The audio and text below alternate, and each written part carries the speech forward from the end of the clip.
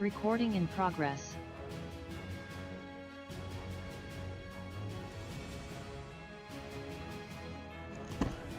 Good evening, everybody. This is the regularly scheduled meeting of the Land Use Committee. Present from the committee at the beginning of the meeting, I'm the chair, Rick Lipoff. And in the chamber, we have councilors Alicia Bowman, Maria Greenberg, Tariq Lucas, and who do we have? Councilor Markowitz is here from the committee, and not on the committee, but welcome to be here, Councilor Pam Wright as well. From the Law Department, we have Jonah Temple. From Planning, we have Elisa Sandoval, Kat Kemet. I would think we have Katie Wewell, and I think that's everybody.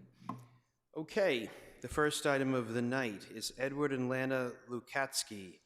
Request for a special permit to reduce required lot area by 5% at 52 Sharp Road. Ms. Sandoval for the Planning Department.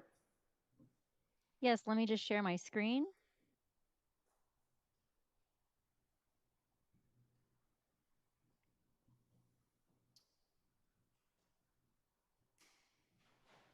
We are audio and video taped, and when you see me looking down, it's because I'm not looking behind me. I have my own screen right here, so I'm not dozing off.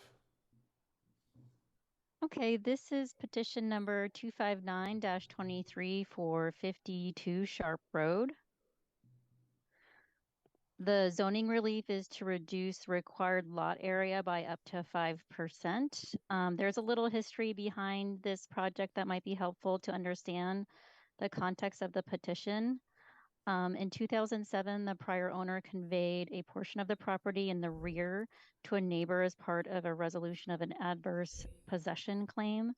This reduced the lot to 14,351 square feet, which is less than the 15,000 square feet required by zoning in the Single Family Residence 2 district.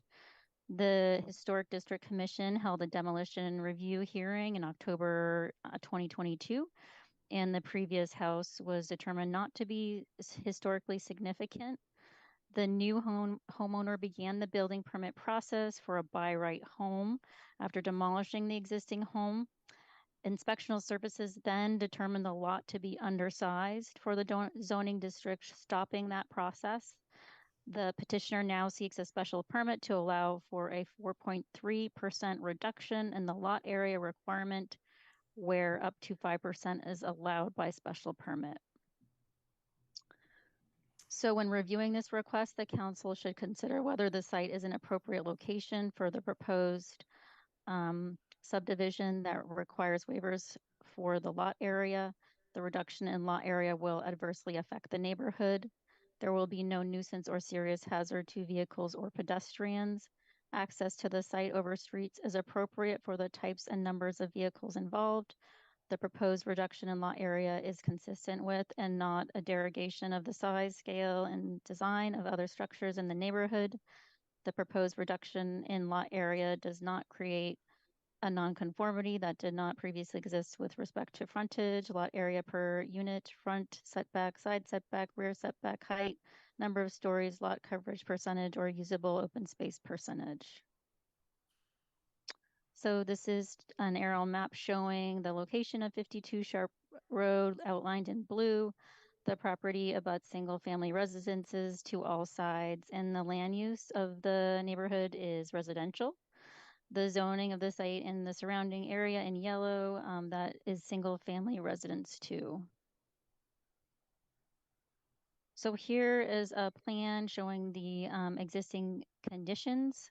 One thing to note is I already previously mentioned the house shown here has already been demolished. The property is the 14,351 square foot lot, and that is parcel B. There had been a 2,000 square foot ranch house that's shown in the rectangular area there. Parcel A is the 2,477 square foot area that was conveyed to the neighbor in the rear. So overall, planning believes the 14,351 square foot lot is in keeping with the context of the neighborhood and several other properties on Sharp Road to the north of the site within the same zoning district are less than 15,000 square feet as well. It also meets the condition of granting the special permit that the reduction will not result in additional dimensional nonconformities. And the relief would allow the homeowner to build a new house on the currently vacant lot. And just to show a couple of photos of what is there presently, this is just showing the site kind of stopped, construction, just having the house demolished. So that's the lot is currently vacant. And this is just showing another perspective from the other side of the street. That's all I have for now, so I'll stop here. Thank you very much. Do we have anybody from the petitioner that wishes to speak? Yes, good evening, Mr. Chairman. For the record, my name is Franklin Schwartzer. I'm an attorney with the law firm of Schlesinger and Bookbinder with offices at 1200 Walnut Street in Newton.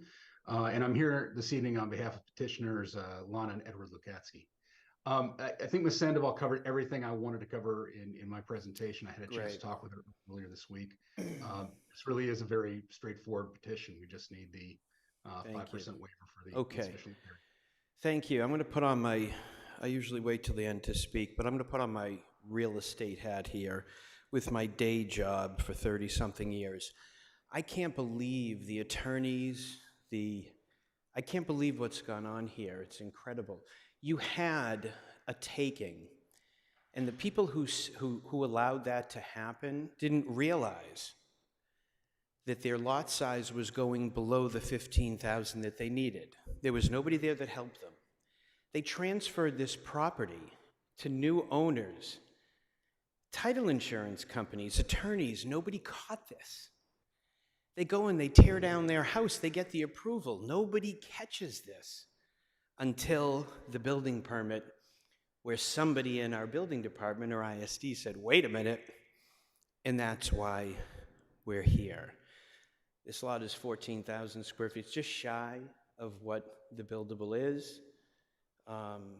That's my take. Is there anybody from the public that wishes to speak on this? Anybody? Nope. Okay, it's pretty straightforward to me. Anybody want to? This is in my ward. Councillor Bowman? I'd be happy to close the public hearing and to move approval. Thank you. Motion to close the public hearing. All in favor say aye. Aye. Opposed? Public hearing is closed. Motion to approve by Councillor Bowman. Can we take a look at a council order? Chair, I did have a question for you, actually. Oh, I'm sorry. Go ahead, Councillor Markowitz. Yeah, just a simple, I'm fine with this, by the way. I agree with what you said. Did you think that this should have been caught in when they did the demo somehow? Was that part of your statement? I'm curious about that, because I just like to understand if that's true. That maybe that, that there should have been some way of saying, hey, you're under 15,000 square feet, you might have a problem with this. Would that be your expectation, that would have happened? Potentially. I mean, it's one of those things where there have been so many people that missed this along the way. I don't even want to point fingers, but I do understand what you're saying. Eventually, when they went for their building permit, that is the time where probably a zoning review was done and they caught it at that point. So that's something to talk about with ISD. Yeah.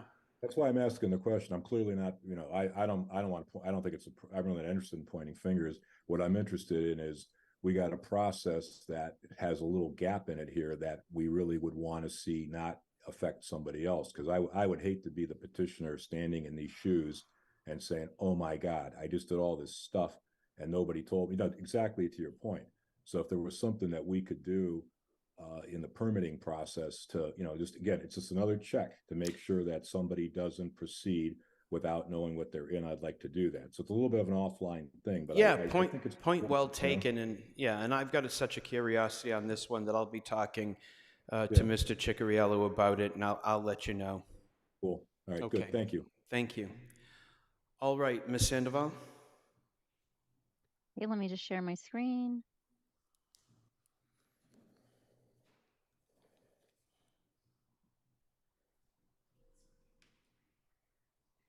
Okay, the proposed findings are: one, the proposed reduction in lot area is consistent with and not a derogation of the size, scale, and design of other structures in the neighborhood. The neighborhood contains lots that are similar in size, and any new single-family home proposed on the lot will need to comply with new lot standards. Two, the proposed reduction in lot area does not create a nonconformity that did not previously exist. Three, the site is an appropriate location for the lot that requires a waiver for lot area because the proposed lot size is similar to sizes of single-family residential properties on the same street. Four, the reduction in lot area will not adversely affect the neighborhood because it is an insignificant reduction of size that will not visually impact the neighborhood and will allow the lot to be developable, which will have greater benefits to the neighborhood than a vacant lot. Five, there will be no nuisance or serious hazard to vehicles or pedestrians. Six, the access to the site over streets is appropriate for the types and numbers of vehicles involved. For the conditions, we have the standard plan referencing condition, standard building permit condition, and then we advise the administrative review of any by right building on the lot instead of it being an amendment to the special permit. Okay, thank you very much. We have a motion to approve. Mr. Clerk, please call the roll. Counselor Bowman, Aye. Counselor Downs, Counselor Greenberg, Aye. Counselor Kelly, Aye. Counselor Laredo, I'm going to abstain because I missed a portion of the discussion. Counselor Lipoff, Aye. Counselor Lucas, Aye. Counselor Markowitz. Aye. Motion passes. Thank you very much. Good luck with your project. Thank you very much. Okay. All right, the next item is 264-23. Mirtha Chang, request to amend the site plan associated with special permit 179-15 at 1349 Center Street. Ms. Wewell. Yes, thank you, Mr. Chair. I'm going to share my screen with a presentation. So we have petition 264-23. This is a special permit. It was originally sort of thought that this would only be a simple amendment. However, it was just caught today that additional relief is required because the previously non-conforming parking facility was altered or modified, thus triggering the zoning requirements for parking facilities over 5 stalls.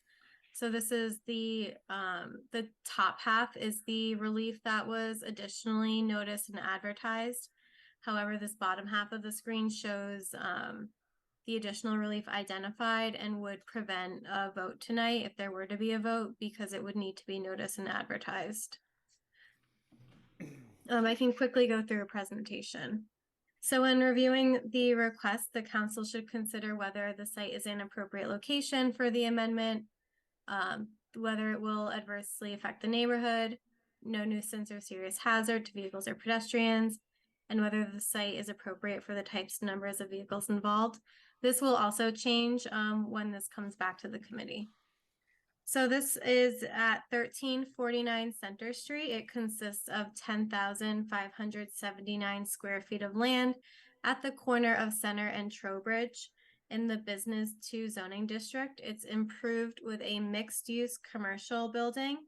It appears as a single-family dwelling. That was probably the first use of the building, but since has been used as multiple commercial uses since the 50s. The plan on the left shows the previously approved site plan that was submitted with a special permit request for a freestanding sign. So this plan got locked into the special permit. And now on the right is the revised plan that shows a bit of additional paving and additional parking stalls. It shows the stalls striped. So this sort of brings about more zoning requirements due to the alteration of the parking facility by removing the previously approved open space. So you can see Here is additional paving as well as along the front lot line. Just some photos of the site. And that is all we have, and we're happy to answer any questions.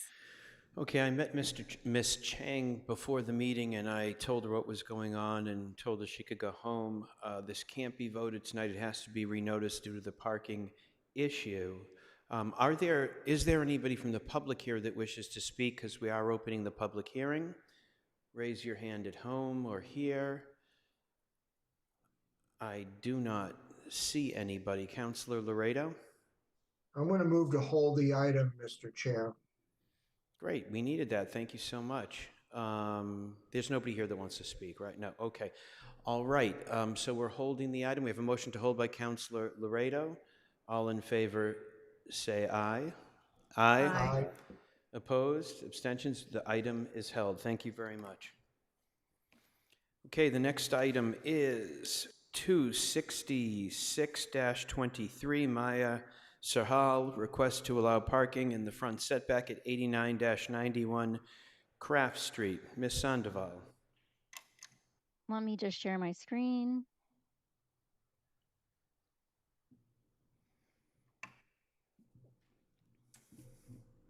This is petition number 266-23 for 89-91 Craft Street. The zoning relief is to add an additional parking space in the front setback, resulting in 3 parking spaces in the front setback, where 2 are allowed for a 2-family dwelling.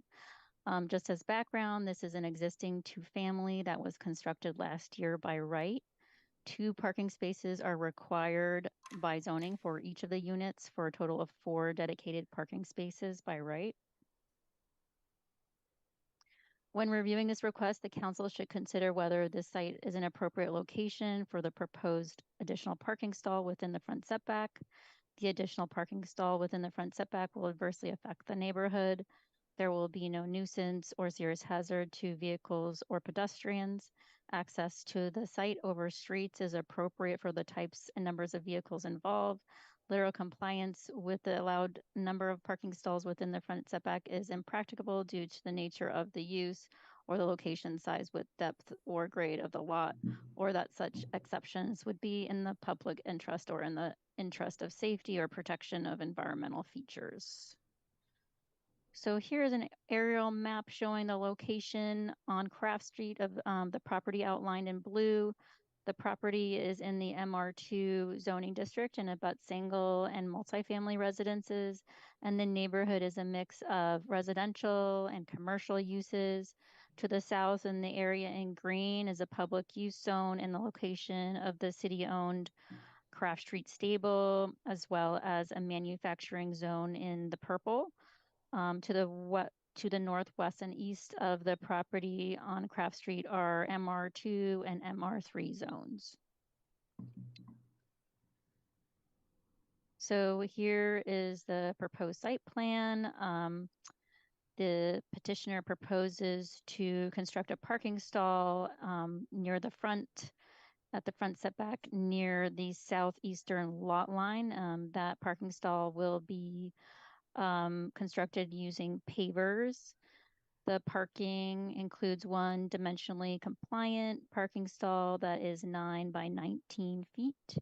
And it is approximately, or it is 5.6 feet from the property line where minimum of 5 feet are required. The proposed parking stall is located adjacent to 2 existing stalls, so they'll form an aisle of 3 parking stalls on one side of the driveway, with the 2 other stalls on the other side of the driveway.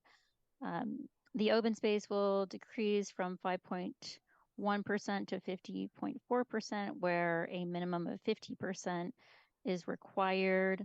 There are going to be proposed to be planting in the front of the property a series of yews and azaleas to help screen the parking from the street. If the additional parking space is approved by special permit, the petitioner will still have to go through the building permit process and need to provide a stamped engineering plan to show compliance with open space requirements as part of that building permit process. So I just wanted to show a few photos of the site as well. So this is just showing what's currently existing in the front of the property. And this photo shows the area where the parking is proposed in that area set back from the sidewalk where there's currently the crushed stone. So I think, that's all I have for now, and happy to answer any questions. Okay, so if there's an approval tonight, the petitioner still has to provide a stamped plan showing that there's still enough open space, correct? Correct. Okay, thank you. I just want everybody to understand that. Okay. Is there somebody from the petitioner here that wishes to speak? Hi, my name is Maya Searle. I do actually have a stamped copy. I apologize for the delay. I think there was a misunderstanding about the need for a stamped copy. I can share my screen. I recognize this is probably something that's going to have to be reviewed anyway afterwards. But this is basically, I don't know if you guys can see my screen. I assume you can. This is basically what it looks like. This depicts the crushed stone. This is the way we bought the property, I think about 2.5 years ago. This is what it looks like. And this is a stamped plan from the people who were involved in developing the property. So I don't recall the exact number, and I'm frankly borderline blind, but it's under 50% open space, or above, sorry, equal to or above 50% open space, because I think that's been an issue.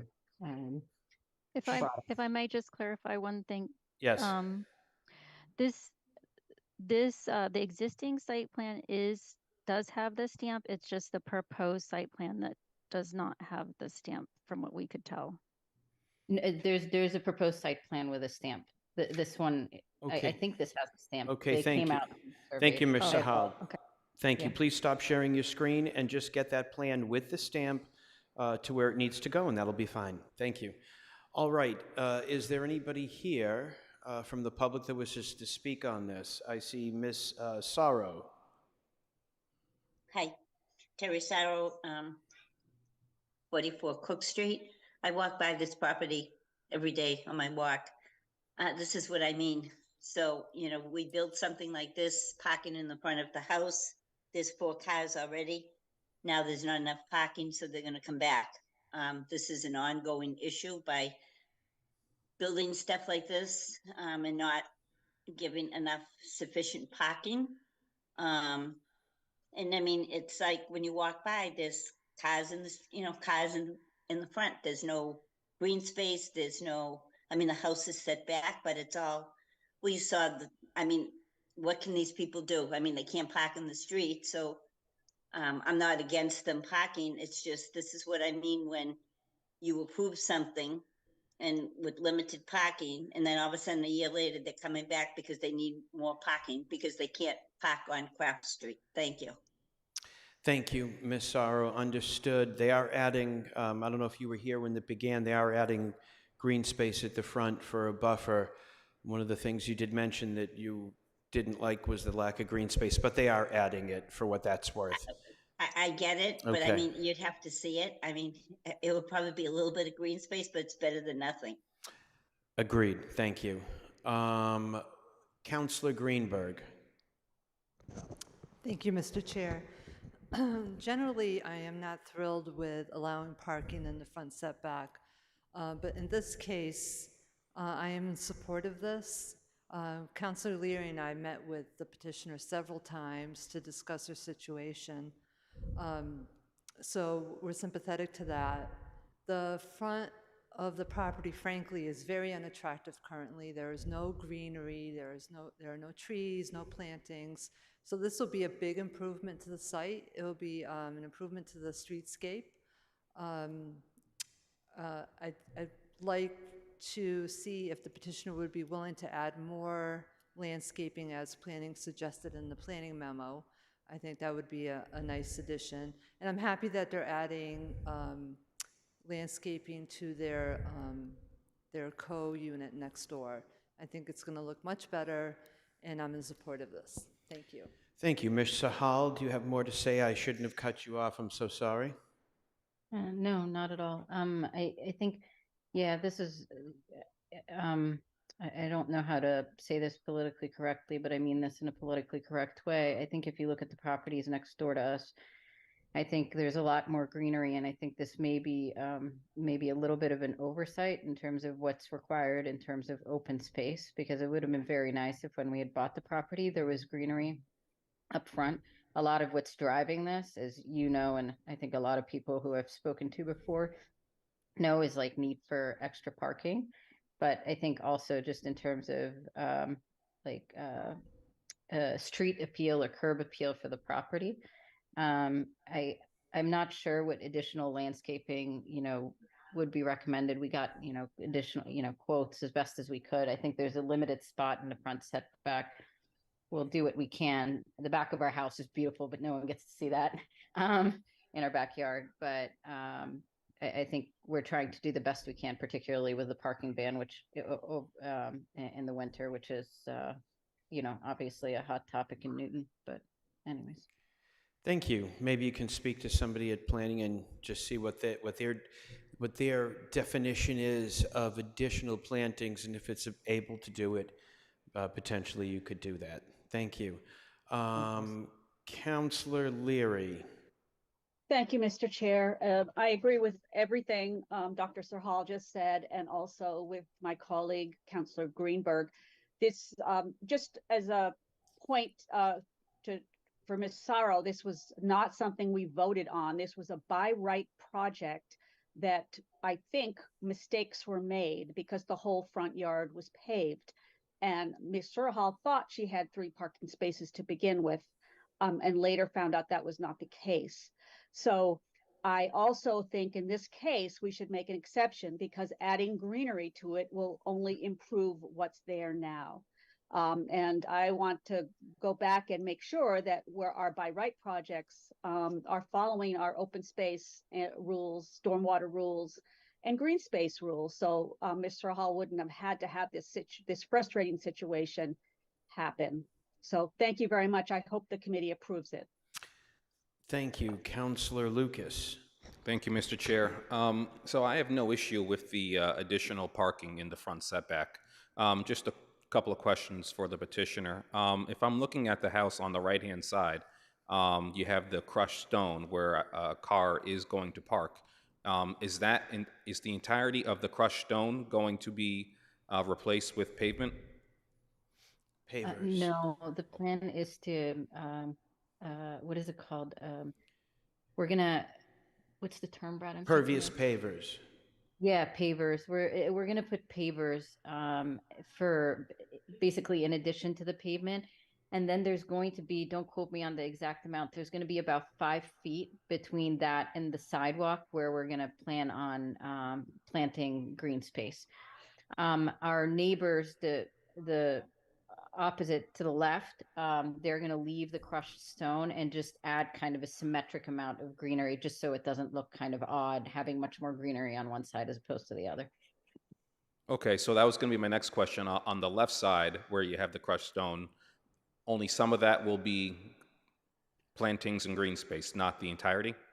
Yeah, and the thought was really largely to make it symmetric. It just, I think it would look a little awkward if it wasn't. And adding additional parking, I think would, A, we don't need, and B, I think, yeah, we just don't need it. I think it would also be a lot of cars in this driveway.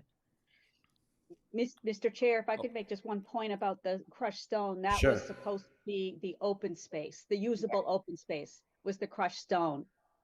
That was to our chagrin, that was the open space. So just so that Councilor Lucas understands that it's never was intended for parking, but we shouldn't just allow crushed stone as usable open space. Yeah, oh, sorry, go on. I thought you were done. Yeah, I'm done. Thank you. Yeah, I didn't know that was going to be my next question, if the crushed stone was counting towards the open space, and it is. Okay, so yeah, this is certainly an improvement, and I'll be voting in the affirmative. Thank you. Thank you, Councillor Bowman. Thank you. I just have one question. I'm looking at this project because there were cars parked on it in Google Maps, and the cars come very close to the property next door and the path that they use to walk. Was there any consideration giving a little bit of a buffer between the parked cars and your next door neighbors? Either greenery or a fence like is on the other side? Just feels very, maybe not fair to the people who live at 87 Craft that the cars are so close to. I mean, if they go a little bit forward, they could hit somebody in the sidewalk there. I would think there's a lot line there. I would think it's within the outside the setback. We don't ask for those type of things unless the neighbor comes here and says, I'd like that. I don't know what to do with that. It seems to go right to the setback. Maybe I'm wrong, but. Mr. Hall? I don't know where the lot line is. I would say that I think our property doesn't really affect them in any way, and we've never had issues. It's okay. largely college question. students Thank you. renting out a home. So Okay. Thank in you. general, I think we tend to do a better job than them maintaining the property. Okay, thanks. Councilor Kelly? Thank you. So Ms. Serhal, you said that you bought the property with this layout, which unfortunately is, I would say, a rather bleak streetscape, a bleak view from the street. It basically looks like the whole front yard is paved. So I'm glad that you're going to be putting in some planting. I do think that that will be an improvement. The new spot you're putting in, spot on the right, to be pervious paver. So it looks like you're going to have a combination of asphalt where the drive is now, crushed stone where it is now. You're going to have 3 different materials for driving and parking on in the front. Yes, technically that's true. Yeah, so in my experience, that crushed stone is a very messy thing, especially when it gets shoveled or plowed. You might Sorry, we will not be, sorry, I apologize. I misunderstood your question. We will not be parking on crushed stone. Okay, the crushed stone is not meant to be parked on. We will be using pavers. That way it's an impermeable surface and won't be moving around in the snow. So yes, we will not be. So the ones that are currently crushed stone will now all be pervious pavers. No. The crushed stone will stay there, but we don't plan on parking on it. It's not where the additional parking spot is going to be pavers, and the crushed stone is going to be the crushed stone that's there. I don't know how better. Excuse me, Councilor Kelly. The crushed stone for the unit to the left is going to remain, and that's open space. But the crushed stone to the right will be replaced for the parking space with pervious pavers. Okay. Yes. So my question is that there are going to be 3 paving surfaces in the front lot. Asphalt, crushed stone, whether it's being parked on usually, typically, or ever, and permeable pavers. 3 different materials in the front yard. Yes. All right. Yeah. So anyway, I'll say I understand the need for parking. I will probably park for this. I don't think it's a very appealing look, but I understand that you need another parking spot and there are confusions in the future. So I hope that if this gets approved and you do put in planting, and I would say the 5 feet strip is about a minimum you're going to want to need in order for those plants to survive, then I hope that there is enforcement and follow up that this is all installed according to what is permitted tonight. Okay. Thanks. Thank you. Thank you. Any other, Councilor Greenberg? I'm ready to close the public hearing, move approval. Okay, we have a motion to close the public hearing by Councilor Greenberg. All in favor, say aye. Aye. Opposed?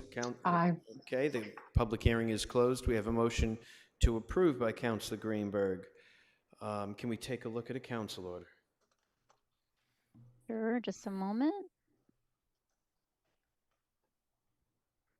Okay, the proposed findings are: 1, the site is an appropriate location for the proposed parking stall within the front setback because the parking will be located adjacent to existing parking and accessed by the existing driveway.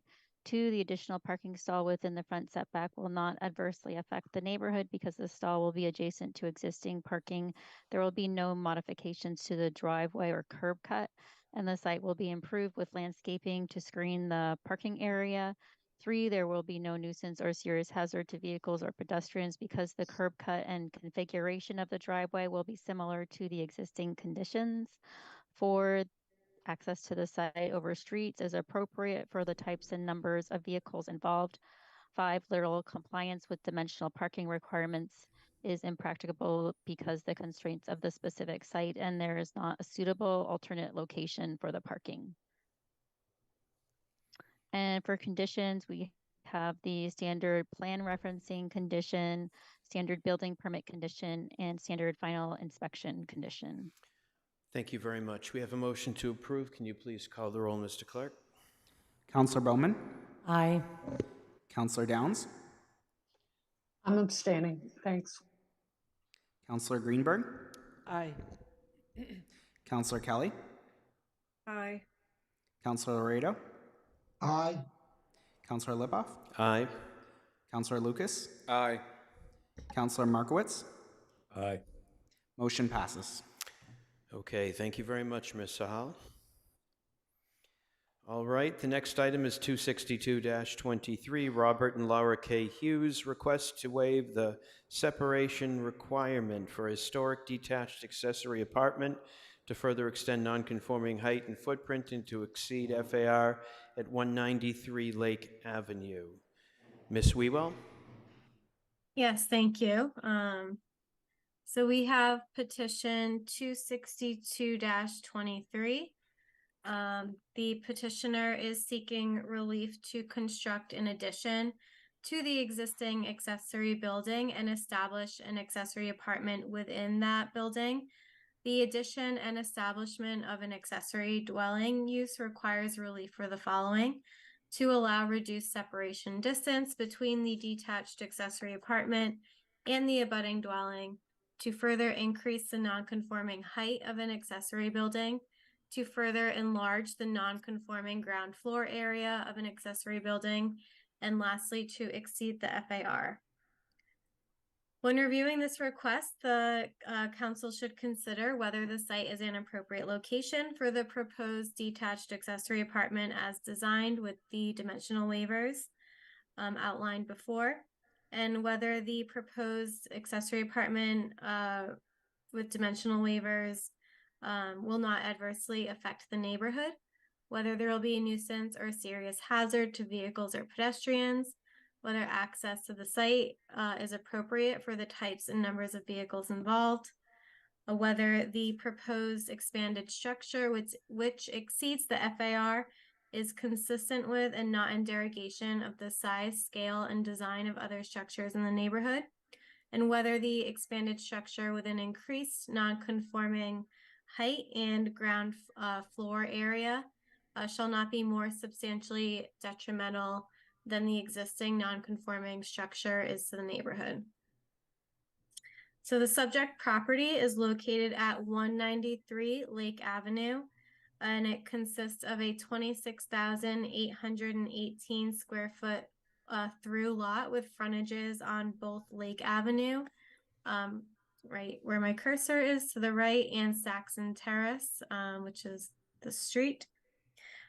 This is located in a single residence 1 zoning district, and the parcel is improved with a single family dwelling constructed circa 1890, as well as a detached accessory building, and the property is in Newton Highlands. The petitioners propose to renovate and expand an existing historic accessory structure to the east with a 1.5-story addition on the eastern facade. So you can see sort of the site plan. Access is from Saxon Terrace. The existing accessory building is right up against that lot line with an abutting structure on 24 Saxon Terrace, and the addition is outlined in orange. So if approved, the proposed modifications will increase the property's floor area by approximately 728 square feet from 4,981 square feet to 5,798 square feet. This would increase the FAR from 0.34 to 0.37, where 0.35 is the maximum allowed as of right. Of the new floor area, about 477 square feet would be on the ground level and 251 would be in the living space above. The ground floor of the addition will provide parking for 2 vehicles and in total will contain 1,623 square feet inclusive of the addition. So the project requires relief to exceed 700 square feet in ground floor area in an accessory structure, but it is currently in a non-conformity. The addition alters the average grade of the structure, resulting in an increase in the building's measured height. The current height of the accessory structure is 22.7 feet, where 22 is the maximum allowed, rendering the height non-conforming. So the addition lowers the average grade and increases the distance from that average grade to the peak of the roof. However, the building's ridgeline is not increasing. The Newton Historical Commission has determined the accessory building to be historically significant.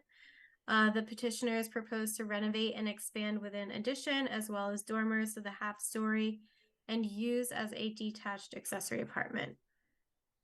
We have some images of the property and the accessory building.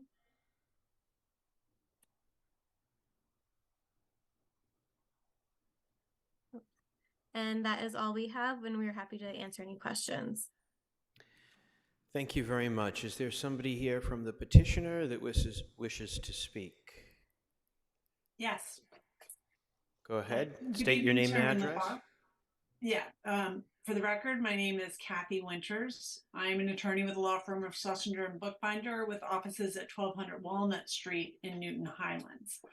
I'm here this evening with my colleague, Stephen Bookbinder, on behalf of Laura K. Hughes and Robert Hughes, owners of 193 Lake Avenue. My clients are seeking to renovate and enlarge the existing carriage house to be used as a detached accessory apartment in a historic accessory building. Let me just share my screen here.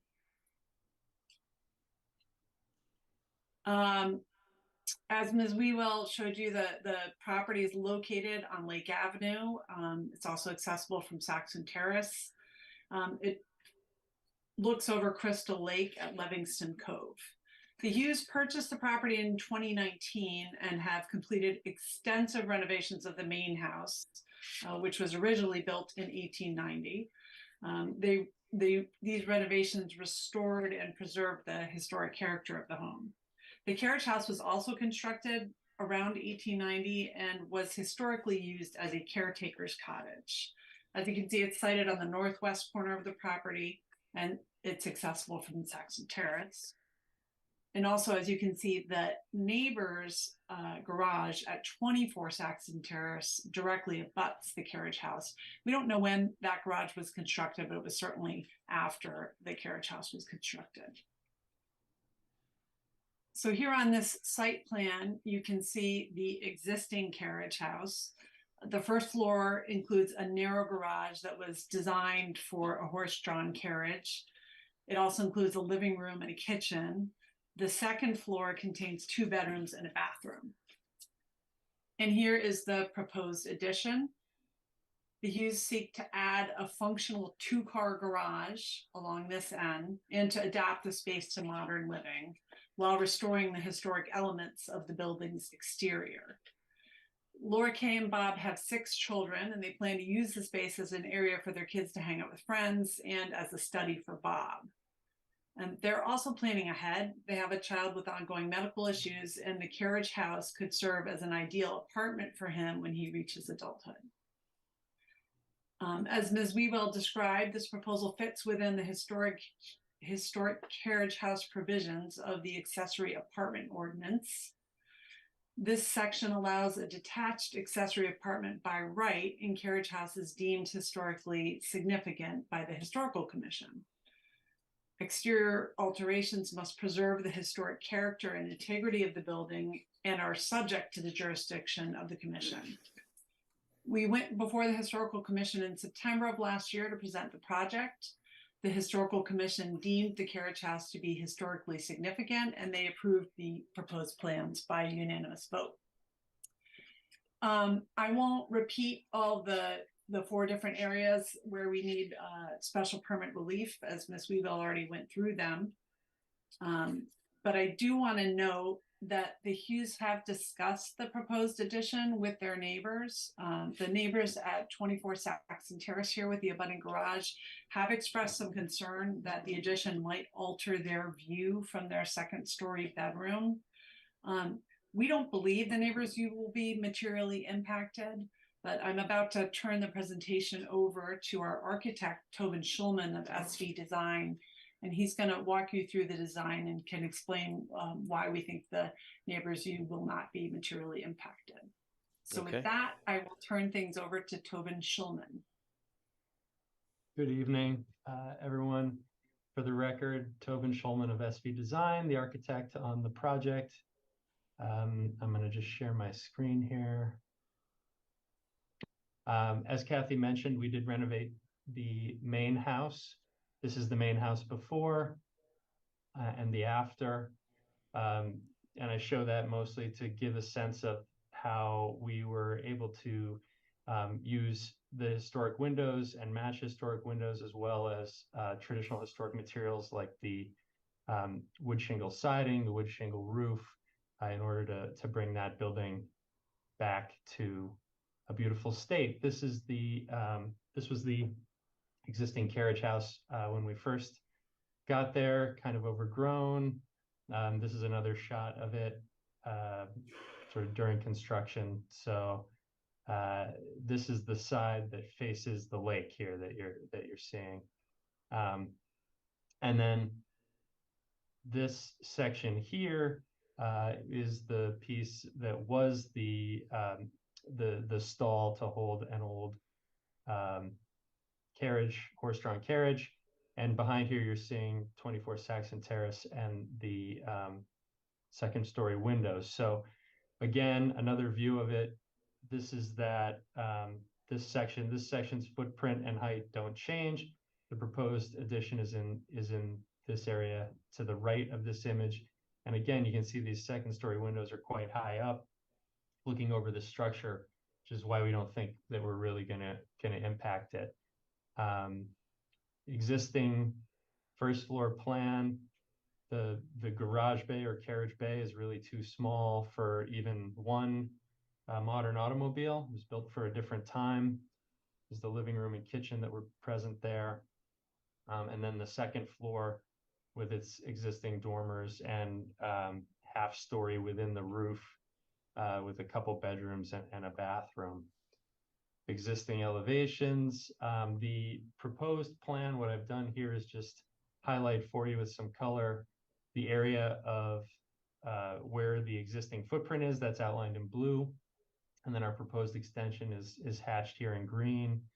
So you can see the proposal is at this 1st level, a 2-car garage accessed off of Saxon and turning into it. The extension does pull the face of that building closer toward the lake. And then some mechanical space, a study for Bob, and a powder room on this floor. When you go to the 2nd floor, again, same color coding, the existing footprint of the 2nd floor, and then the extension of that 2nd half-story, and the reconfiguration that we're proposing. So a single bedroom with a closet space and a modified bathroom space. Just briefly on the proposed elevations that you've seen, the east elevation here at the top left, this is the lake facing side, and it's the same profile as the existing, but it is obviously pulled closer to the lake. Okay, that's fine. We've seen these. We can continue on. Very good. Well, then that's the conclusion of my piece of the presentation, and I'd hand it back to Kathy. Thank you. Oh, Kathy, you're muted. Oops, I'm sorry. That's all we have, Mr. Chair, so we're happy to take any questions. Thank you very much. Okay, we'll go to the public now. Anybody from the public wish to speak on this? Anybody here? Come on up to the microphone.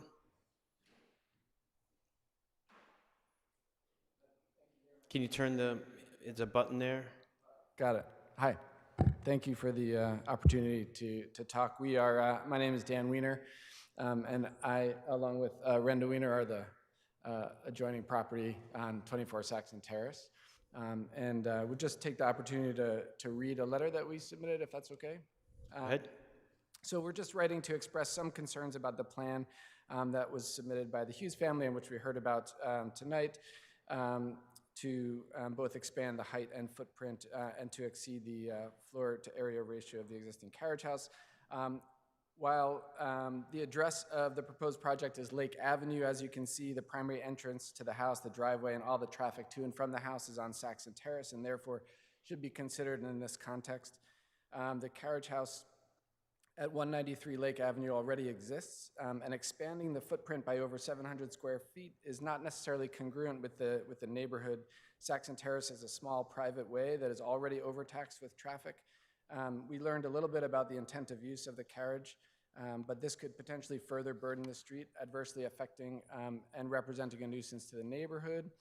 We agree with preserving the historic nature of the neighborhood and preserving the carriage house. However, nothing about preserving the carriage house necessarily requires expanding the size. Similarly, in achieving the accessory dwelling unit, this can be achieved without necessarily a need for a zoning relief. Our property, as you saw, immediately abuts this property, and our attached garage shares a common wall with the carriage house. And while the public records note that the proposal for this renovation was submitted a year ago in August of 2022, the Hughes family didn't actually reach out to us about this. We learned about it through the city mailing from the Land Use Committee. We did approach them afterwards to discuss some of the details. And they were kind enough to share some of these plans. When we reviewed the plans for the renovation, our current concerns did escalate. I appreciate the architect's impression that this won't necessarily affect our house or our view, but we do have some concerns about that. Furthermore, there have been no engineering reports or other resources provided to us to review and ensure that this can safely be done in conjunction with our property. And for these reasons, we are opposed to the Land Use Committee approving this request and respectfully ask for a continuance to allow for further review and consultation with the Hughes family in the hopes that we can come to a mutually agreeable plan for the renovation of their carriage house that does not affect the character of the neighborhood or negatively impact our property. So, thank you. Anybody else from the public wish to speak on this petition? No? Take it into committee. Any questions, comments? Hi, sorry, I can't figure out how to raise my hand. Okay, state your name and address. I apologize. My name is Sarah Cole. My husband, Alexander, who's also on the call, we live at 21 Saxon Terrace across the street from 24 Saxon Terrace and right next door to 193 Lake Ave. Okay, go ahead. Okay. First, I just wanted to say thanks to Miss Wewell and Miss Winters and Mr. Schulman for the overview of the project and the information they provided. It's actually the first we're hearing of the project in this level of detail as well. We learned about it through the city letter that we received in the mail. And our main concern, we don't, our property does not abut the carriage house, and Alex and I can certainly appreciate that there's a need to renovate that structure the renovation of the house has really been like a great contribution to the neighborhood. But we we do have, we do share some of the concerns of the Wieners, and especially the traffic on the street. It's an almost single lane road leading up to the circle. And it's extremely congested as it is. Getting in and out can be difficult. All of the houses on the street are old and need renovation. And we're just concerned with an accessory apartment and adding additional strain on the parking in the neighborhood. And we want to be sure that's addressed in the plans. So that's all we have to say is just, those are our concerns, and we'd love to hear like how the Hughes and their team of people plan to address those issues. Thank you. Thank you very much. Ms. Winters. Yes. We so often hope that the council or the petitioners will speak to their neighbors before they come in for any for asking for relief to anything, and it appears this didn't happen. Is that correct? Well, there were discussions certainly with the neighbors at 24 Saxon Terrace, but as for the timing, it may have happened after the public notice went out. Okay. So there was no outreach by you or the petitioner prior to the notice to discuss what they were doing? No. Bob Hughes is here. I know that his wife Laura Kay sent out emails to neighbors because she copied me on them, but they may have gone out after the public notice went out. Okay, well, happy to hear from the petitioners on what kind of attempts that they made. You know, this is one of those things that's not a rule, and there's nothing in our laws that say you have to do it. We just find that it is the right thing to do, to speak with neighbors and come here with some like mind. And if that doesn't happen, it doesn't mean we don't approve. Sometimes neighbors don't like things that we think are reasonable, but we do like to see that attempts have been made. Are the Hughes here to speak to this? Hi, Bob Hughes here. I'm one of the homeowners. Thanks for the time tonight. Yeah, I don't have the exact timeline in terms of when we reached out to our neighbors. I know this has been a multi-year project for us that our neighbors have been indulging with through COVID and construction on our main property. And so this accessory building was sort of a secondary phase, if you will, of the project. And so I think it is true. We probably didn't communicate as effectively as we should have on this sort of secondary building, but they've been we've been living together with this for a couple of years, and so I think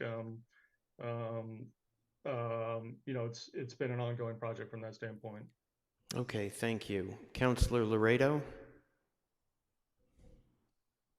Thank you, Mr. Chair. I, for one, am not prepared to vote on this evening. And I think the chair quite rightly reminded folks that while it's not a requirement, they talk to their neighbors, at least the immediate abutters have raised some concerns. I would hope they could be addressed by some mutual discussion. If they can't be, we get to make the ultimate decision as to whether we approve or not. But, we know that we encourage these discussions, and Ms. Winters and Mr. Bookbinder are both quite experienced in this area. They know that. I would respectfully suggest that we hold the item, we bring it back in a few weeks quickly, because I don't think this is something we want to delay folks unnecessarily, and let these folks talk to one another before we start getting in the middle of it. And I'll add that generally I don't have concerns about adding to an existing historic structure. It's set back at least from the road. The plans seem thoughtful, but I'm not on the ground there. I'm not the one who's dealing with all the implications of it. And this is the classic instance where I think as a land use committee, we try to balance the rights and desires of a property owner, which are legitimate and important, with, the rights, or I should say, the interests of an abutter when a neighbor is trying to do something that's not allowed by right, but rather by discretion. I'll leave it at that. I'll let my colleagues weigh in, but I'll move to hold it if the time's appropriate. I tend to agree with Councilor Laredo, as you heard from my initial comments. Asking for permission for something, I really believe that you need to speak with your neighbors, especially the butter, especially somebody who shares a wall with you. I may have I have my opinions already on the view from your property and other things, personal, but the shared wall, to me, would be a necessary communication about agreements, whether or not something cracks, something goes on. I mean, that's just common sense. So I don't think this was ready for prime time. Councilor Laredo has offered a motion to hold. Everybody okay? Councilor Kelly, do you need to speak? No, I would be in support of that also. Okay, motion to hold. All in favor, say aye. Aye. Aye. Opposed? It is held. Mr. Hughes, thank you for your honesty about what went on. I can see during a project of that length that things like this could go amiss because you're so busy. But I encourage you to speak to your next door neighbor, to others. There may be some misunderstanding about how you're to use the property and what have you. Bring it back when it's ready. Thank you. Okay, next item, 260. Thank you. 263-23. John Hollingsworth, request to change from a non-conforming two-family dwelling use to two single-family dwellings on one lot at 373 Lexington Street. Ms. Kemet is going to present. I will say that this will not be voted on tonight. We will open the public hearing. It will not be voted on because there are some neighbors who are out of town that are integral next door neighbors, I think, and they, the lawyer for the petitioner has asked for this to be held, to be continued, so that the people can be here when we deliberate. But we are going to have a brief review of the project, and anybody who's here tonight who wants to speak can speak, but we will not be voting on it, and you will have another chance to speak next time it comes up. I'm sorry for that, but the petitioner wanted to hold in deference to somebody that they wanted to be here. Okay, and maybe that person is here with his hand up. Yes, Mr. Chairman. Yes, we're going to go first to Ms. Kemet. Go ahead, Ms. Kemet. Yes. Sorry if I jumped the gun there a little bit. So I will do a pretty abbreviated presentation. Happy to answer any questions at the end, but knowing that there would not be a vote tonight, this will just be a bit shorter. So this is petition number 26323 for 373 Lexington Street. The site is located in a predominantly residential area. The lot is 10,030 square feet, improved with a non-conforming two-family dwelling in the single-family 3 district. It was constructed around 1880 with a more recent detached garage, which you can see in the back behind the main house facing Lexington. The site is long and narrow, relatively flat, and it has vehicular access via a curb cut to the right of the dwelling, leading to a gravel driveway. And it has 4 compliant dimensionally parking stalls located behind the dwelling and in front of the detached garage at the rear. By way of a little bit of history, in 2007, the petitioner applied for and received a building permit to construct a detached garage with 4 bays with a firewall in the middle to accommodate 2 parking stalls each for each of the 2-family dwellings. So the footprint of the garage was roughly 990 square feet, but it was broken up into 2 distinct structures by that firewall. So they were considered separate and distinct. The garage was built, but it was not constructed according to the building permit plans that were approved. It didn't include that firewall separation, and it also had non-compliant dormers. The petitioner followed up after that with a special permit request to allow the detached garage as it was built. So it had a ground floor area exceeding 700 square feet and non-compliant dormers. A special permit issued in 2011 legitimized the two non-compliant dormers, but it did not permit the size of the building at 990 square feet, which was over the 700 square feet allowed. And that was done on the basis that if the firewall was constructed according to that original building permit, then they didn't need relief for the oversized garage. That special permit was never recorded. The property has been subject to enforcement by the Inspectional Services Department for several years. So this request is intended to remedy the zoning violations on the site while changing the use of the site from a two-family dwelling to two single-family dwellings on the lot. So in terms of zoning relief, the petitioner has proposed to convert the existing two-family dwelling, which is non-conforming, into a single-family dwelling. So the structure itself will remain the same, but the use will change from a two-family dwelling to a single-family dwelling. And the detached garage, which is currently an accessory building, will be converted into a second single-family dwelling on the same lot. So both structures will remain as they are with only really cosmetic changes, but the use would change. So it requires special permit relief to change from one non-conforming use to another and to determine the appropriate dimensional requirements for this use since it's not allowed by right anywhere in the city. So hopefully that gives a bit of an overview of that, but happy to go into more questions as they might arise. Thank you. Okay. If anybody's here from the public, anybody here in the council wish to speak, you can speak now or the next meeting. Okay, Mr. Robertson? Yes, Mr. Chairman, thank you very much. I just returned from town. I'm the direct abutter to the rear of 373 Lexington Street. I have filed with the city a public records request to get the full history of what happened in 2011 so that can be presented to the committee. I won't go into my substantive concerns.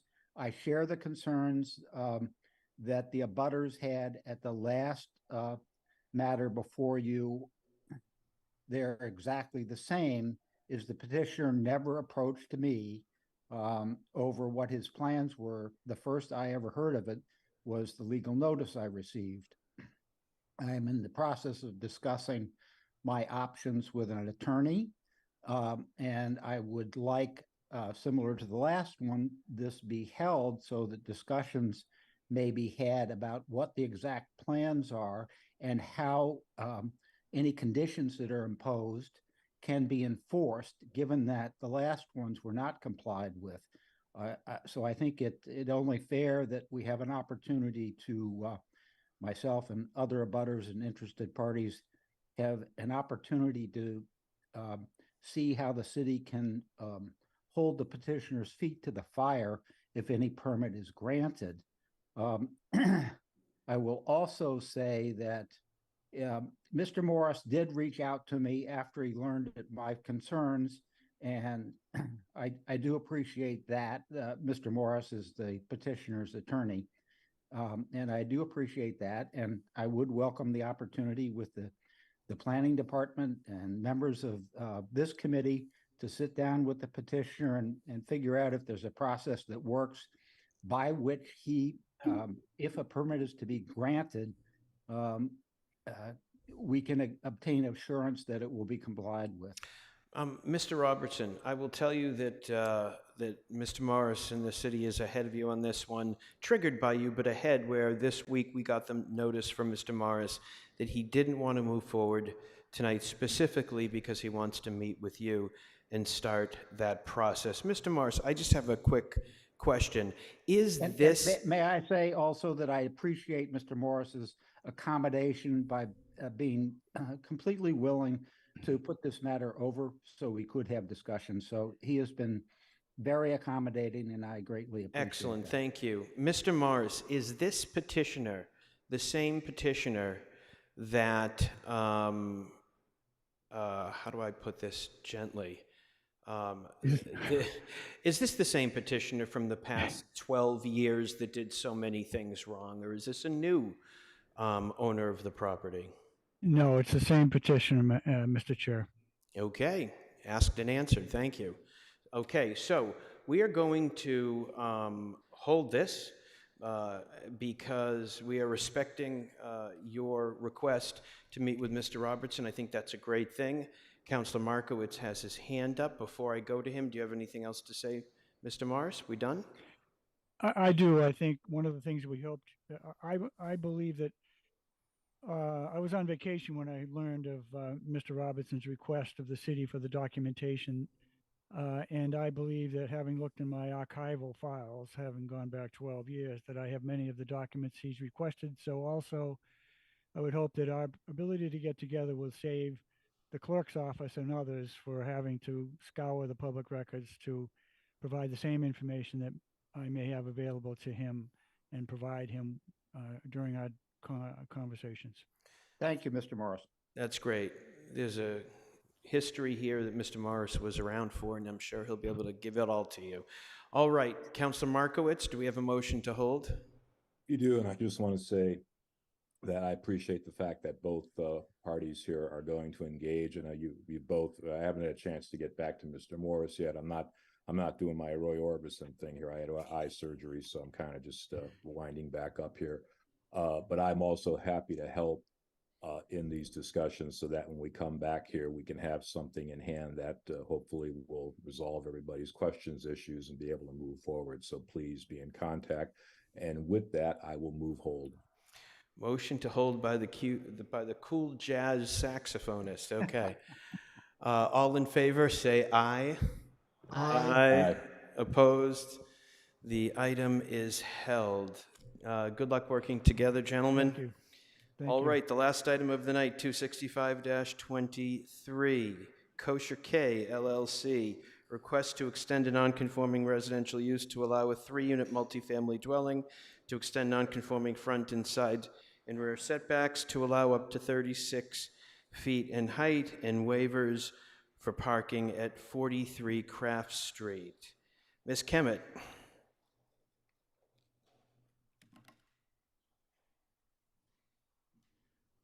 Okay, so this is petition 265-23, a special permit for 43 Craft Street.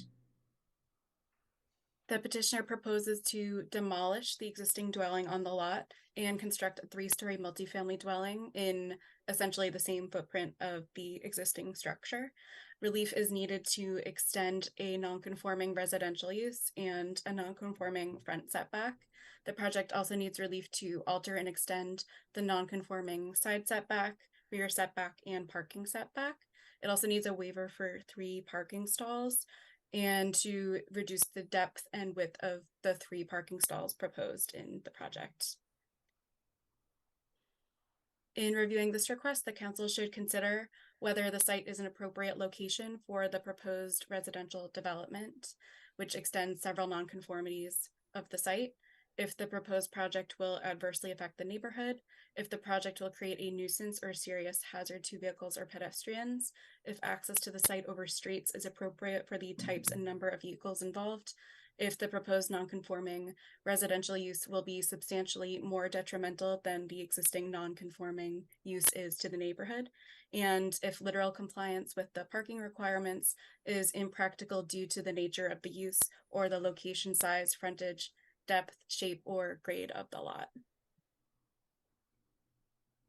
The site is located on a corner lot in an area with a mix of residential, commercial, and institutional land uses. Direct abutters to the site include single and 2-family residences, an office building, and a commercial building. The site and several other surrounding parcels are zoned for manufacturing, with the building across the street on Lincoln Road zoned Business Use 1. There are also multi-residence 2 and Business Use 2 zones further up Lincoln Road. And the Newtonville MBTA station is located within half a mile of the site. There are other major amenities, including a grocery store close to the site as well. The property consists of 1,789 square feet, improved with a 2-story single-family dwelling constructed circa 1840. It is located at the intersection of Craft Street and Lincoln Road, with the main entrance facing out on Craft Street. And the building on the lot has been unoccupied for some time. The existing dwelling has several pre-existing non-conforming aspects, including the residential use, which is not allowed by right in manufacturing. And it's located on a corner lot, so it does have 2 front setbacks. Both are non-conforming, with the front setback on Craft Street at about 8 feet, and the front setback on Lincoln Road is about 7 feet, where 15 feet is required. And the right side setback is also non-conforming at 1.9 feet, and the rear setback is as well at 7.8 feet, where 15 feet is required. This is the proposed site plan. The petitioner proposes to demolish the existing single-family dwelling and construct a 3-story, 3-unit multifamily dwelling with surface parking in the back. The proposed dwelling will maintain the footprint of the existing structure with the addition of a covered front porch entry, which is in the bottom left-hand corner in the site plan.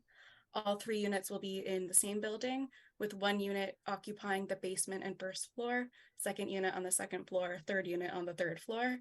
And the largest unit will be the one on the 1st floor because it has the basement and the 1st floor. So that one will be roughly 594 square feet, with a bedroom in the basement and the studio on that 1st floor. And the other 2 units are studio units that are approximately 304 square feet each. In total, the gross floor area will be 1,211 square feet. So that is an FAR of about 0.679, where up to 1 is allowed by right. The parking would be in the rear here, behind the dwelling. The ordinance requires a parking setback of 5 feet. The existing gravel parking on the site is located within the side and rear setbacks on Lincoln. And the location of the proposed driveway for this project will be in roughly the same location with a 12-foot wide curb cut. The petitioner proposes to pave the driveway and construct a 3rd stall. There are 2 there now. So there will be a total of 3, 1 for each unit. And with 3 units proposed, that requires a waiver of 3 stalls.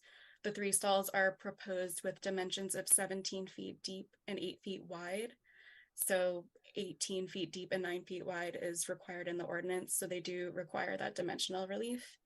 2 stalls will be tandem along the rear setback line, and the other will be parallel to the rear of the dwelling. So in a sort of Y shape. So because the already non-conforming parking configuration will be kept there, it does require relief because it impedes into the side and rear setback.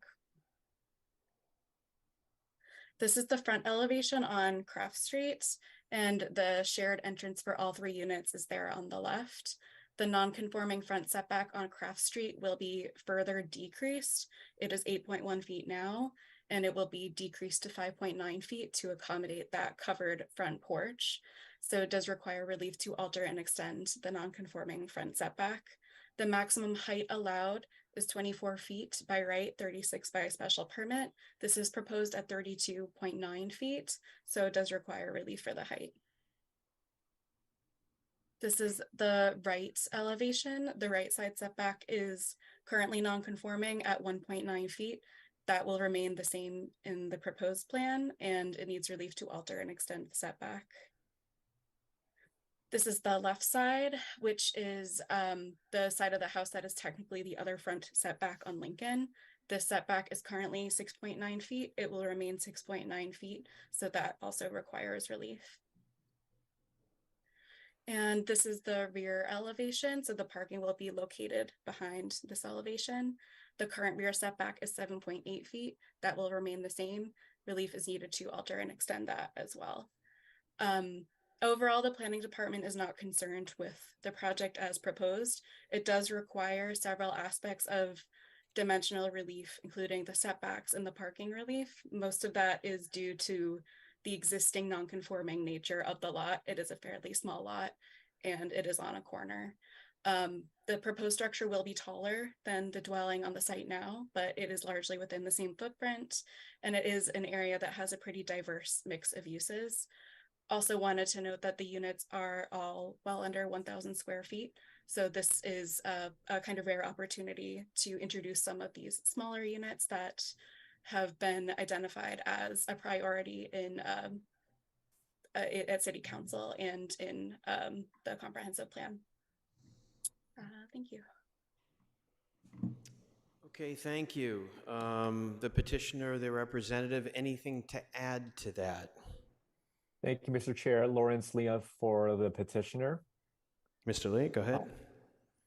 So just supplementing what Kat just had a very great presentation. We did have a neighborhood discussion meeting in the earlier part of August. There were concerns that were raised, and I hope that we address them in terms of the size of the units. Our rationale is that, as Kat indicated, that the motivation and reasoning behind the 3 units is that this type of housing is kind of rare in the city. We were asked to explore single family use. My client did explore that after the neighborhood meeting. He just felt that in terms of the affordability component and the fact that this type of housing is not readily available in the city, we think that this is something that's important to add to the housing stock. And as Kat mentioned very succinctly, the very nature of this existing site is pretty much everything is non-conforming on it. So that's why you see a lot of relief, because of the existing non-conformities. So hopefully this is helpful, and we'll be glad to answer any questions that you have. Great, thank you.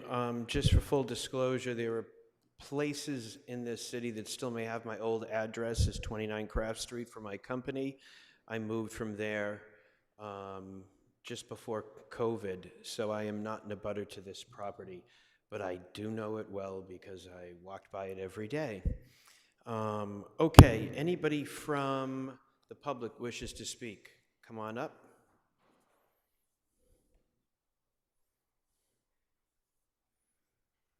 You know the drill. Turn the microphone on. Oh, there we go. There you go. Thank you, Chairman. Al Ciccanelli, 224 Chapel Street. I live in the neighborhood. I was at the meeting when we discussed some of the issues, and it seems as though none of them were addressed. The major issue is they expect to have 3 separate units with the parking all hinging on one person being bottlenecked in the parking lot. If somebody comes home at 2 o'clock in the morning, what are they gonna go knock on the other person's door and say, can you move your car? No, it's just gonna lead to everybody parking in the street. It's a busy corner. There's already a parking problem in that area. Adding 2 more cars to it is not gonna help. And I understand it's a non-conforming unit, and it's given these zoning variances as a non-conforming unit. Well, if they want to be a non-conforming unit and be a residential unit, I think we should make them follow the residential standards. I think we should put all the setbacks back in for a 3-family. I think we should have all the requirements for a 3-family. If that's what they want to do, is a 3-family, we should make them follow the city's zoning procedures for a 3-family. It's just the wrong place. It's an inconvenience to everybody in the neighborhood, and it's not safe. And those are the first 3 things on the list that we were told that you would be considering. This is not the right place, it's not the right time, and it's not the right neighborhood. Thank you. Thank you. Carl, please state your name and address. Hi, my name's Carl Savardstrom. I live at 49 Craft Street, directly across the street from this residence. It has been more or less abandoned for 20 years or greater, as you know, if you were at 29 Craft Street. Our biggest parking problem in the neighborhood was always ARS Restoration when they would have seminars of 100 plus contractors come in for the day. That's no longer an issue. They're not there anymore. That building's going to be torn down soon for the senior living.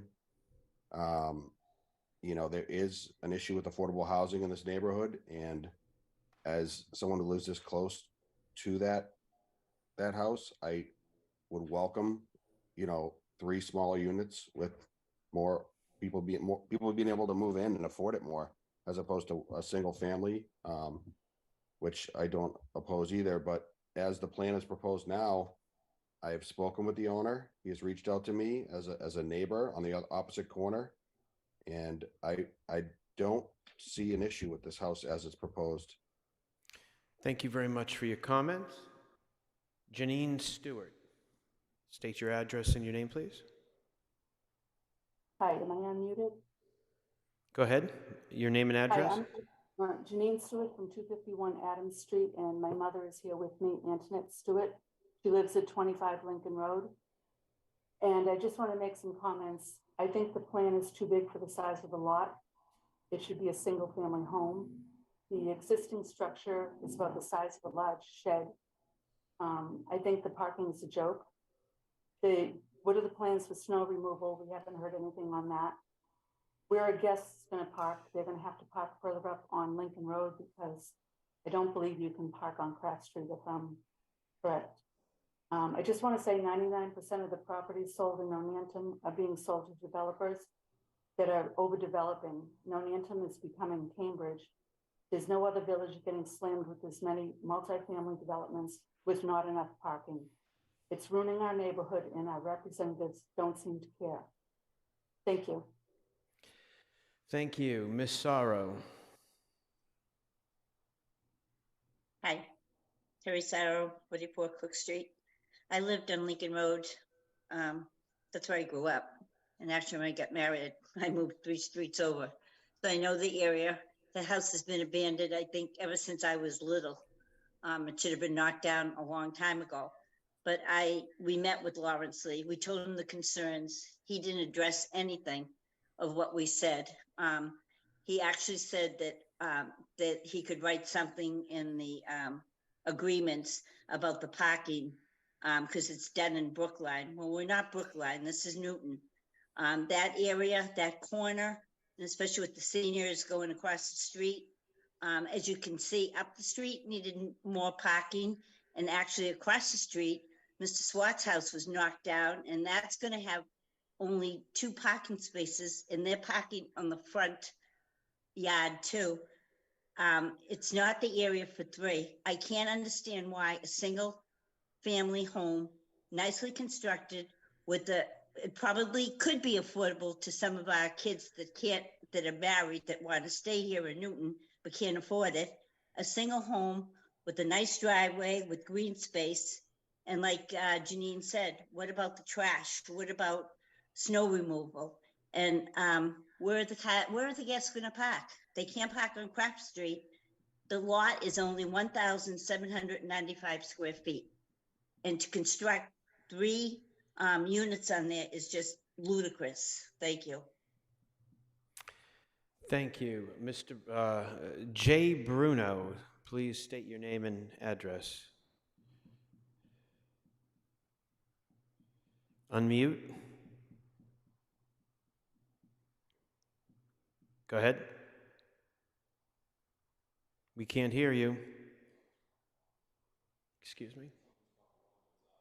Yeah, we can't hear you, whoever Jay Bruno is. Anybody else from the public wish to speak before we take it into the council? Okay, we're going to take it into the council. Councilor Greenberg. Thank you, Mr. Chair. just as many folks have said, I am so pleased to see that this vacant abandoned home is found. Bring it higher, please. Thank you. Sorry about that. I'm so glad that this lot is being redeveloped. I had some questions for the petitioner. Just as some of the residents that asked about the trash in the snow, could that be addressed? And in the planning memo, it mentioned that there would be new sidewalks installed. Is that correct? I'd like to confirm that, and that the building will be all electric. So those issues. Mr. there. Lee? Yes, so the trash will be taken care of as with any residential building, city pickup. Snow, just as any residential use, we will shovel our own driveways or plow it as we see the need for it. It is going to be all electric building. And I apologize, what was your third question, Councilor Greenberg? The memo stated that there'd be new sidewalks installed. Yes, that is correct. That will be installed. Okay, that's wonderful. And will these be condos? Yes, that is the intention currently. They will be condos for sale. Okay. Well, I'd like to hear what other colleagues have to say about this project before I make my final statement. Thank you. Councilor Lucas? Thank you, Mr. Chair. Thank you, Mr. Lee and Ms. Kemet, for the presentations and the information for this project. I'm glad to see that this site is going to be redeveloped. I drive past this every day for the last 14 or 15 years, so it's been an eyesore. So hopefully whatever does get built, if approved, will be an improvement for the neighborhood. Just a few questions. Could I see the parking layout again? Because someone from the neighborhood had a question. I was just wondering how the cars are going to align when they're parked in the car. So I don't know whose screen this is, but if you could just use your cursor and just explain where the cars are going to go. As you can see, there's going to be two on the north side right there, and then there'll be one space that will be a little landlocked. So if the two other spaces are taken, I don't think that they'll be able to get into that space. This is not an unusual situation in a lot of areas in Alston, Brighton, other places where people have keys and they deal with this kind of thing, but that's what we're looking at. Yeah. Well, just are the parking spots going to be assigned, or could the tenants park in any spot they wish, so that we can avoid, a car in that first spot by the street and another car having to get in? It's a good idea. Mr. Lee?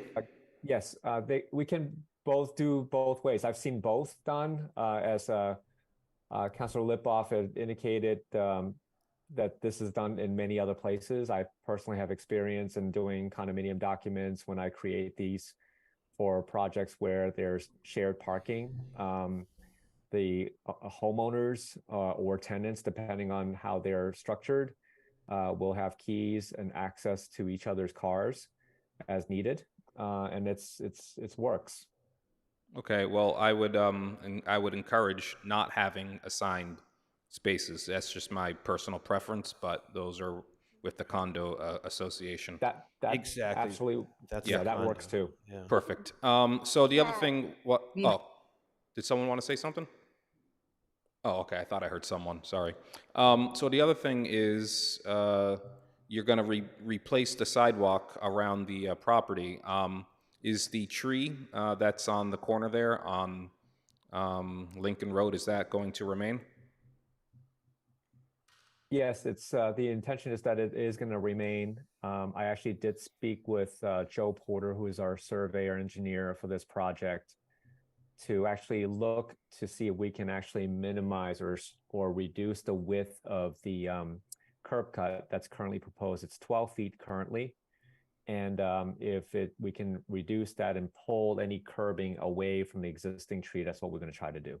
Okay. All right. Well, this is seems like a good project. Thank you. Thank you. Jay Bruno, are you available again? Your hand is up.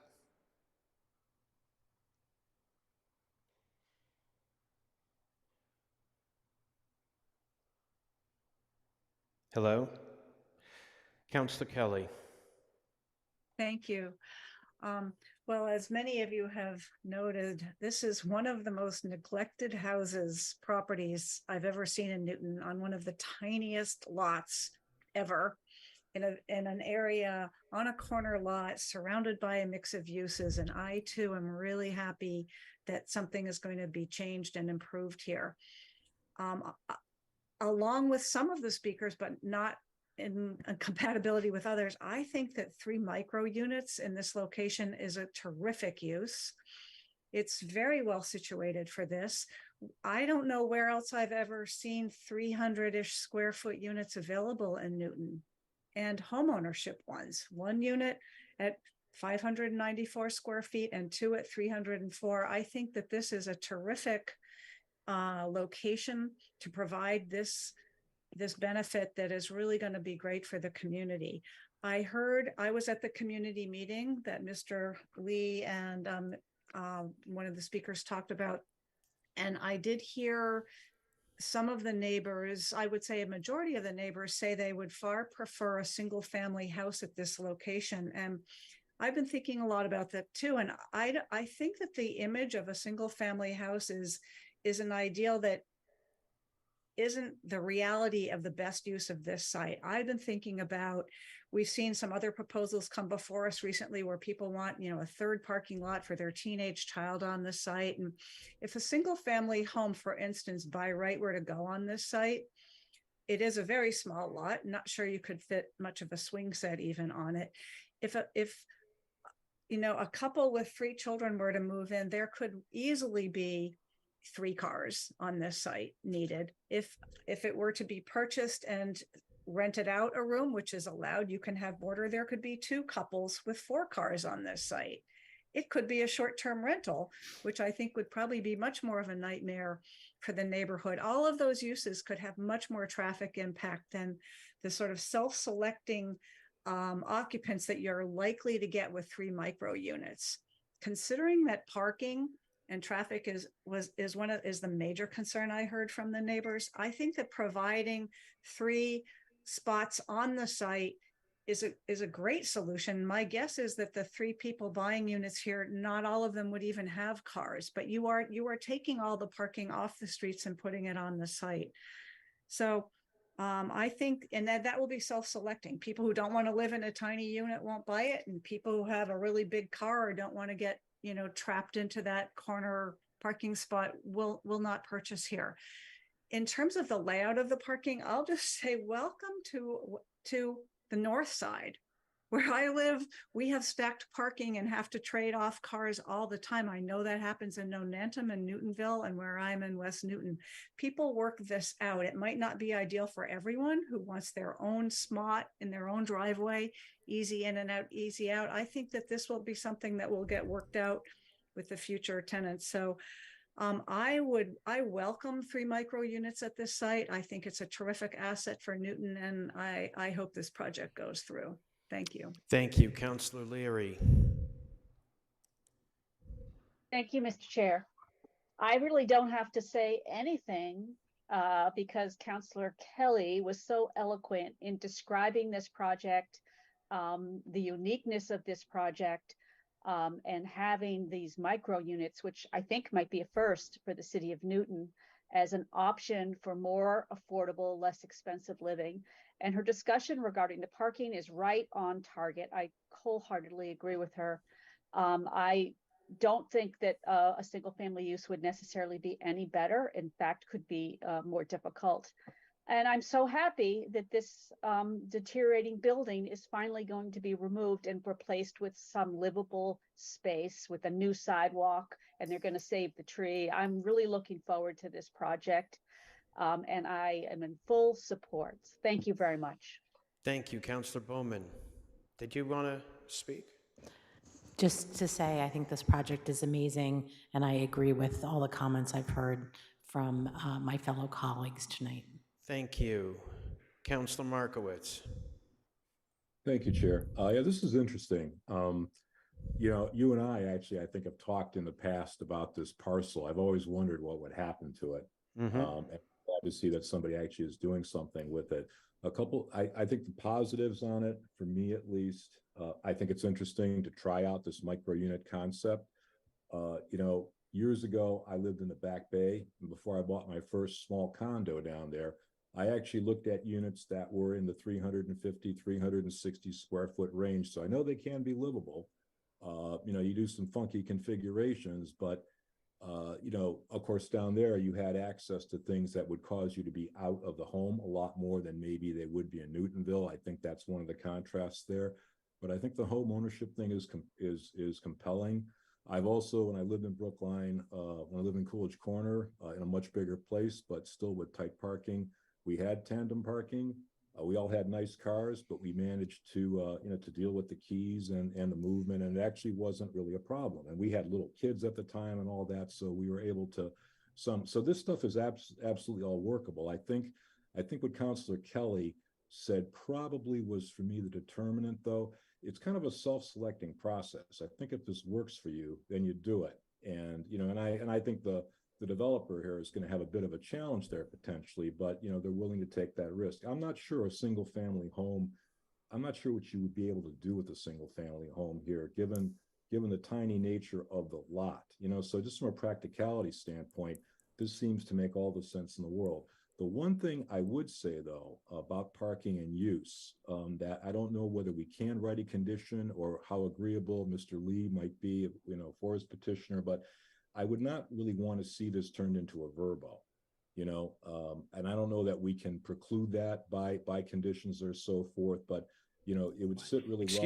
Excuse me, Councilor Markowitz, turn it into what?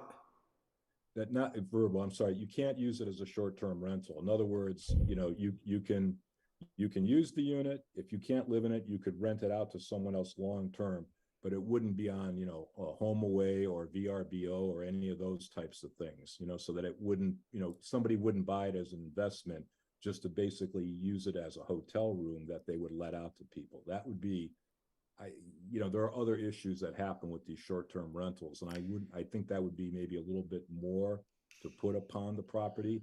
So whether or not we could condition that out would, I think, tighten it up for me to a point where I'd say I don't think there's much downside. I don't think legally, I was thinking the same thing you were. I don't think legally we can say can't be used as a Airbnb, but we did spend a lot of time on a Airbnb ordinance that if people are abusing it, we have specific laws. We did this a year or two ago that can attack it. So we've got that. Okay. We definitely have a good ordinance. I know that, unfortunately, we've got them in the city that, people don't comply or don't register, and, them being detected. So that remains the one concern I had. Okay.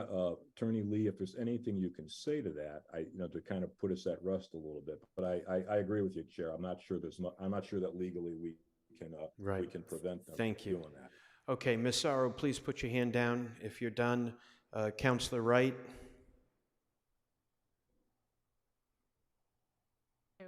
Chair, lip off. The Airbnb, our rules are you can't rent a whole unit as an Airbnb. You have to be living in the unit with them except for 3 months out of the year. So, and if people are doing it, it's supposed to go to ISD for complaints, and hopefully they'll take care of it. So we have rules to not allow full-time Airbnb on a building like this. Yes, okay. Thank you. That was a help. I think I just forgot said that. about that. Okay. Councilor Oliver? I think it settles a real question, Sure. so thank you. Councilor Oliver?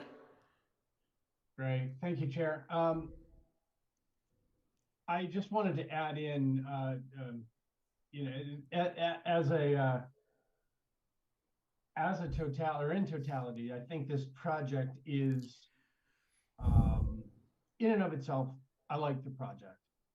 I don't think it's amazing. I'm not sure that some of the adjectives I've used here apply, at least in my opinion, but I do really appreciate the fact that we are going to be removing an eyesore from this street, and this project is definitely an improvement over what is there today. I believe that the parking situation, I forget who said it a few minutes ago, if it was Councilor Leary or someone else, but I do know that Councilor Kelly's point is well taken. If someone signs up or purchases one of these units, they are probably going to be car light or car free. So hopefully the parking situation will be a non-issue for the folks that live here. But thanks for the moment to comment. I'm in support of the project. Thank you. Thank you. I see Caruso. You want to state your name and address, please? Yeah, my name is Antonio Caruso. I reside at 69 Craft Street. I'm full support of the development project and in favor of bringing affordable housing in Newton to allow low-income families and individuals an opportunity to live in this great city. I have no concerns with the parking, especially as we're starting to see more younger folks starting to rely more on public transportation within walking distance of this project. So I'm really excited about it, and I hope it comes to life. Thank you. Thank you. Okay, I see no other hands. I will make a statement. Do you want to?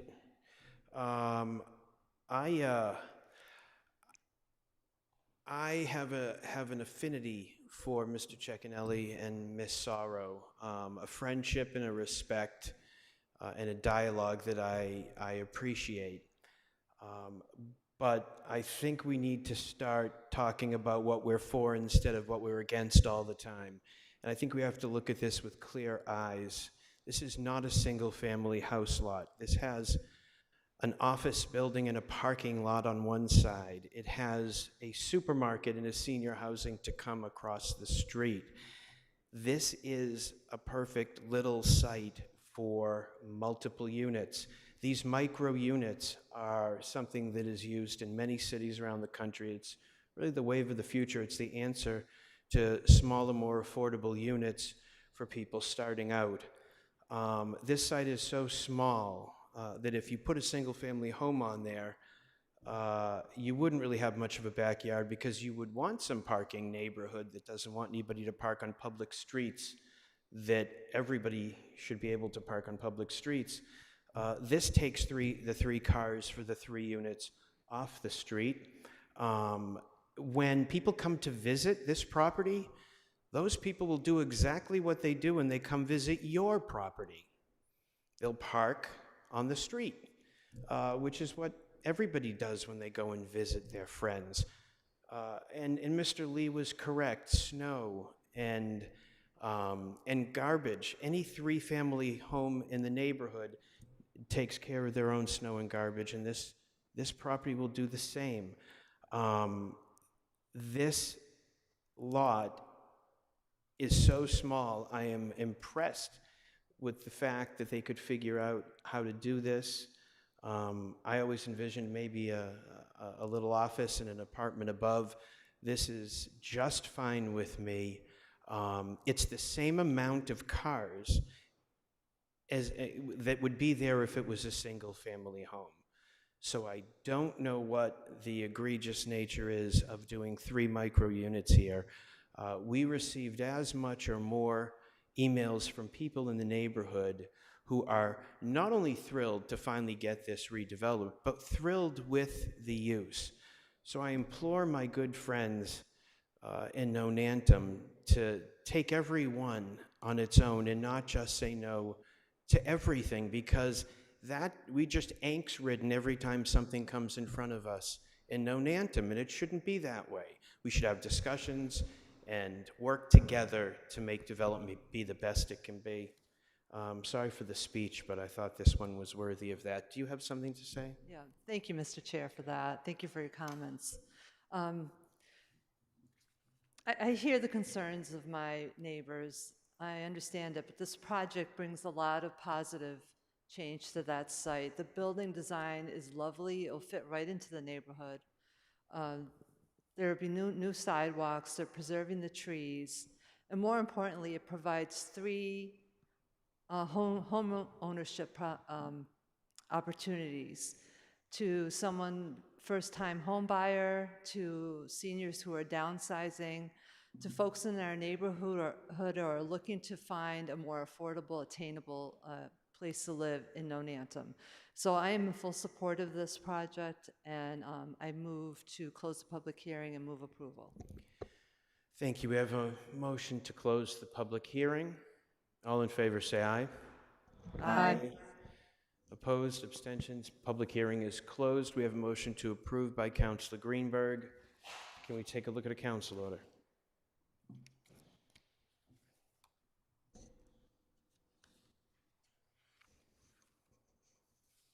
So for findings, we have one, the proposed non-conforming residential use with 3 units in a multifamily building will not be substantially more detrimental than the existing non-conforming single-family use is to the neighborhood because it is in an area with a diverse mix of uses.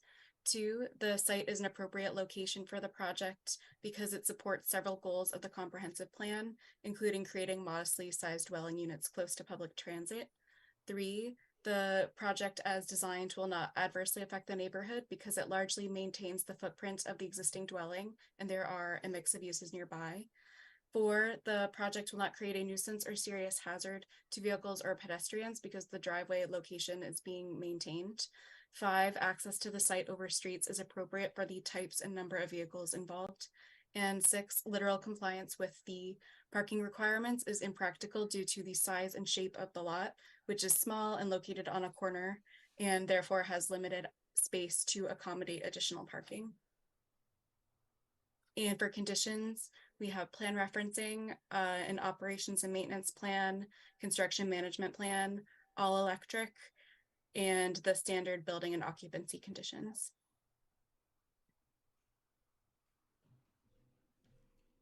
Great, thank you very much. Councilor Laredo, you have your hand up? I do, Mr. Chair. A question for the planning department. Is there going to be something written in the council order that requires these to be condominiums? In other words, I would not want to approve this and then have the developer decide that they're going to build rental apartments instead. One of the benefits of this project is home ownership. I would defer to Attorney Temple on whether that can be conditioned. I know sometimes, I don't know. Yeah, go ahead, Yeah, Jonah. that's usually not something we do. It's a general rule of zoning that we don't dictate forms of ownership. We may have different requirements, like in inclusionary zoning, depending on ownership or rental. But in this instance, I wouldn't recommend including a condition requiring it be one form or the other. I appreciate that, Mr. Temple, but we've heard a lengthy presentation from Mr. Lee and statements from other proponents talking about how one of the important benefits of this project is it's an opportunity to provide home ownership for much smaller units and really could be an entry point for folks to access the city. That's very different, at least in my mind, from renting smaller apartment units. Certainly that is some benefit as well, but I think the home ownership piece is particularly attractive. Mr. Attorney Lee, do you have any objection to putting something in there? Thank you for bringing that up. It's you may recall another special permit where there was a similar condition that was put on. I think this was on Farlow Road. It was a very unique property right by the Charles River, where it was 2 commercial units, and there was a condition in there that it was not to be allowed to be condo converted. So it was the other way around. And recently, we came in to amend that to remove that condition. So looking at it both ways, I'm more in line with Attorney Temple as it relates to a condition. And I think that discussions at that time amongst the land use committee members was that to sort of steer away from restricting the type of this type of condition in a special permit. The other comment I would make is that market conditions can come into play here. I have seen developments where, when the permit process is going through, and market conditions are one way, but then when a time comes when construction is done, market conditions are another way. So I think in that, for those reasons, I think I would be a little bit reluctant to put a restriction in the special permit. Well, I appreciate that. And certainly I think it's much harder to go from, once you've built it, harder to go from condominium to all rental. That's particularly difficult because you'd have to get agreement of all three owners unless you, same person owned all three units. Far easier for an owner of a 2 or 3 family to convert to condominiums because there's no one else involved in the decision-making process. And you just have to essentially wait out the tenancy of any tenants you have. I'm going to just be blunt. I am inclined to support this project. I think for many of the reasons that my colleagues stated, but one of the major attractions for me is the home ownership aspect. We are just not building much here. We're building a lot of apartments. We're approving a lot of apartments. We're not approving too many condominiums. I think, Attorney Lee, you actually have had a couple projects where we have, which seem to be more of the exception. I'm concerned that we're approving something and we're not going to get what we've asked for. It's been represented what we're getting. So I'll leave it at that. When it's time to take a vote, I'll make my decision. Okay, I'll add to this by saying that I would never lock somebody in to the form of ownership. That really isn't necessarily in our purview. If somebody wants to come forward and say, these are going to be condos, these are going to be rentals. But I know, and I see the situation every day when somebody does condos and the market does change. They're often rented for a time being until the market changes when they can sell them, or they rent them while they're marketing it so that the developer, the owner of the property, can get income while he's trying to sell them. The lower rents that these will be will help the real estate market in that segment the same way the sale that would be lower than most would help. So we're fulfilling that market either way, and we should not force the kind of ownership. I think that's highly inappropriate, as Mr. Temple says. That's my 2 cents. Councillor Bowman? I said it. Okay. All right. So we have a motion to approve. We've looked at the councillor. Please call the roll. Councillor Bowman? Aye. Councillor Downs? Aye. Councillor Greenberg? Aye. Councillor Kelly? Aye. Councillor Laredo? Abstain? Councillor Lipoff? Aye. Councillor Lucas? Aye. Councillor Markowitz? Aye. Motion passes. Thank you. Good luck with your project. Good night, everybody. Thank you. Good night, all. Hi, everybody. Recording stopped. Right.